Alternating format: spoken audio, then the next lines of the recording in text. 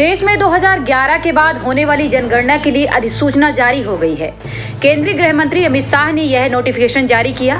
गृह मंत्रालय के अनुसार यह जनगणना 2027 में 2 चरणों में की जाएगी। इसके लिए लोगों के हर स्तर पर जानकारी ली जाएगी। जनगणना अधिनियम 1948 के तहत जनगणना और जाति जनगणना से संबंधित जारी ऑफिशियल गैजेट नोटिफिकेशन के तहत यह जनगणना कराई जाएगी। इससे पहले गृह मंत्री अमित शाह ने सोशल मीडिया पर एक पोस्ट में कहा, 16वीं जनगणना में पहली बार जाति जनगणना शामिल होगी।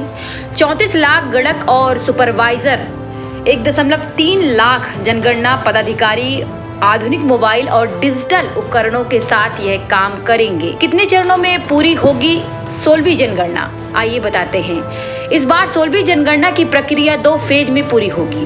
पहला चरण 1 फरवरी 2027 तक पूरी की जाएगी। वही दूसरा और अंतिम चरण फरवरी 2027 के आखिरी तक पूरा होगा। 1 मार्च 2027 की मिड नाइट के रेफरेंस डेटा माना जाएगा, यानी उस समय देश की जनसंख्या और सामाजिक स्थिति का जो भी आंकड़ा होगा वही रिकॉर्ड में दर्ज किया जाएगा।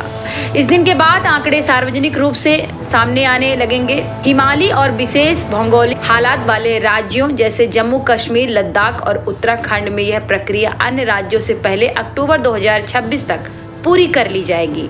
इन इलाकों में मौसम की कठिनाइयों और दुर्गम क्षेत्रों को देखते हुए यह फैसला लिया गया है। इन राज्यों के लिए 1 अक्टूबर 2026 को रेफरेंस डेटा माना जाएगा। इस बार 2011 की जनगणना से कितने अलग हैं? इस बार की जनगणना प्रक्रिया खास है क्योंकि भारत की आज़ादी के बाद पहली बार जनगणना में जातियों की गिनती भी की जाएगी। इसके लिए जनगणना की प्रश्नावली में जाति का एक नया कॉलम भी होगा। जाति की गिनती पिछले कुछ सालों से एक बड़ा राजनीतिक और चुनावी मुद्दा बन चुका है। पहली बार जनगणना डेटा को डिजिटल रूप से एकत्र किया जाएगा। इसके लिए मोबाइल फोन ऐप्स का इस्तेमाल किया जाएगा। ये ऐप्स 16 भाषाओं में उपलब्ध होंगे। इनमें हिंदी, अंग्रेजी और 14 क्षेत्रीय भाषाएं शामिल होंगी। 2011 में घर घर जाकर डेटा जुटाए गए थे, उसमें तकनीक का इस्तेमाल बेहद मामूली था। आइए आपको बताते हैं क्यों जरूरी है जनगणना, जान लीजिए। जनगणना इसलिए कराई जाती है क्योंकि जनगणना से प्राप्त आंकड़े सरकार की कई क्षेत्रों में नीतियों और योजनाओं को बनाने में मदद करते हैं।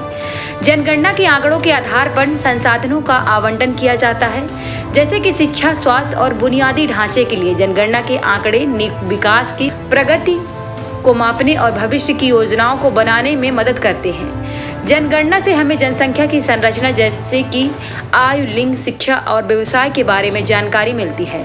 जनगणना के आंकड़े कई क्षेत्रों में सरकार के निर्णय लेने में मदद करते हैं, जैसे कि व्यवसाय, शिक्षा और स्वास्थ्य।